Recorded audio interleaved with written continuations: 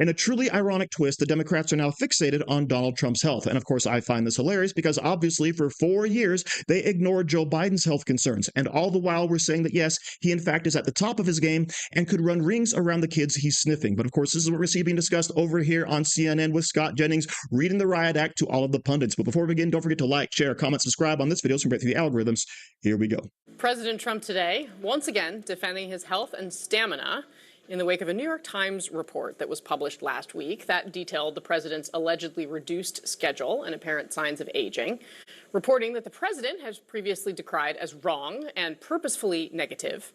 Those comments coming shortly before CNN's White House team today noticed several instances where the president appeared to doze off during that lengthy cabinet meeting. You can see him here. He's slouched in his chair. His eyes are closed. He sort of abruptly shifts, straightens up.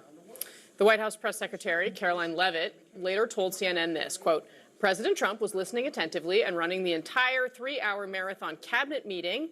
In all of these historic meetings, the president and his incredible team highlight the exhaustive list of accomplishments they've delivered on behalf of the American people to make America great again.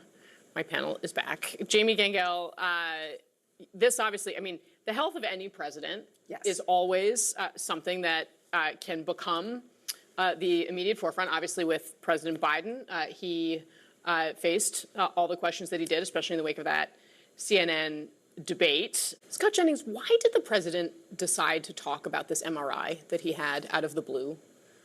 Because, you know, it wasn't, he had gone, he'd had his exams, and then he was asked a question, and he said, oh, I had an MRI, right? And then, you know, some weeks go by, and he says he's got an MRI, but doesn't know what part of his body. What's going on with the president that that's something that he feels like he needs to say in public? I don't know. Look, I can only speak from personal experience. I saw the man a few days ago in the Oval Office for about an hour.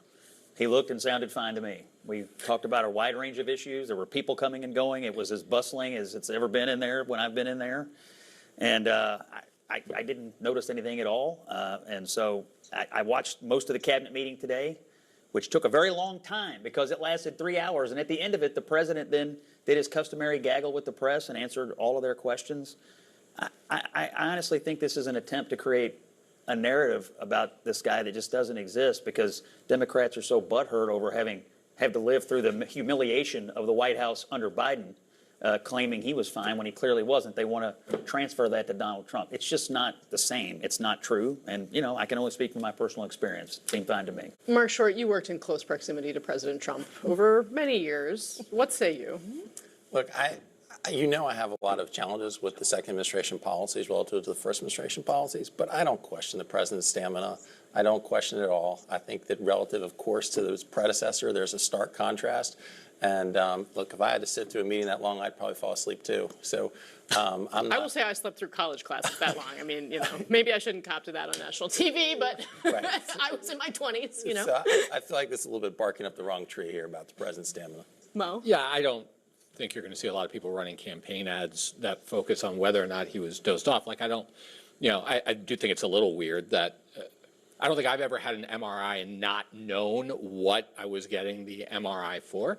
But, you know, separate from that, I don't think people care whether or not the president looks like he's falling asleep. I think they worry about whether or not he's falling asleep on the job when it comes to bringing prices and cost of living down.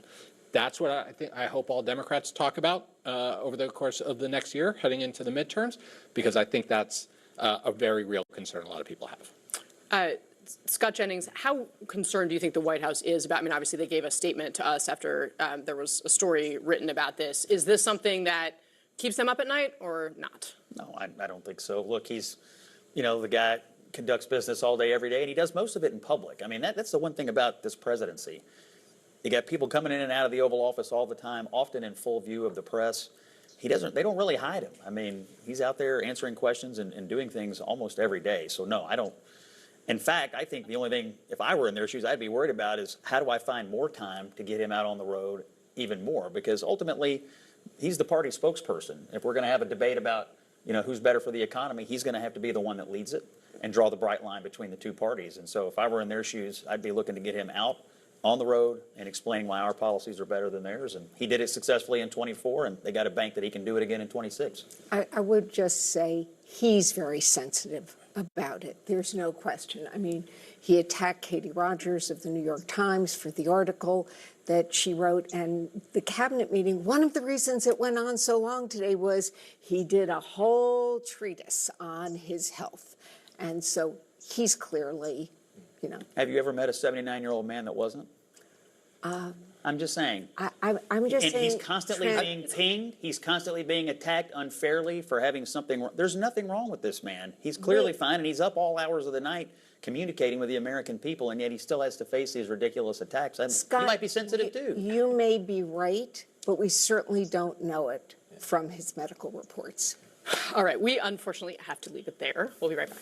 So Scott Jennings, of course, hits the nail on the head. The Democrats are butthurt because their president, Joe Biden, was clearly and obviously in mental and physical decline. All right. And they did everything they could to actually deny the reality that was true for every single American to see. But Jamie Gangel over there is going to say that, oh, we wouldn't have any of these concerns if Donald Trump was more transparent.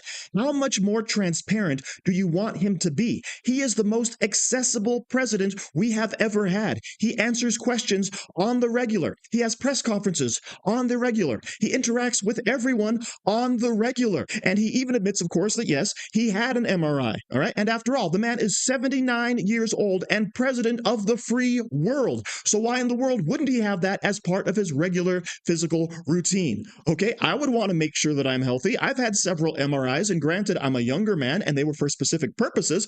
But if I was older and the president, I would expect my doctors to cover all the bases. All right, now, I will admit that yes, it looked like Donald Trump did fall asleep during that clip. But at the same time, it's a cabinet meeting, and Joe Biden was falling asleep and stumbling and fumbling his words and bumbling about stages and getting lost on the regular. And yet the Democrats, the mainstream media, denied all of that from happening. But Donald Trump, his eyes closed for about 10 seconds, and what happens? Oh, clearly he's in mental decline. But as even Kasie Hunt mentioned, yeah, she fell asleep as a virile young woman in college, okay? So we're not going to fault him for that.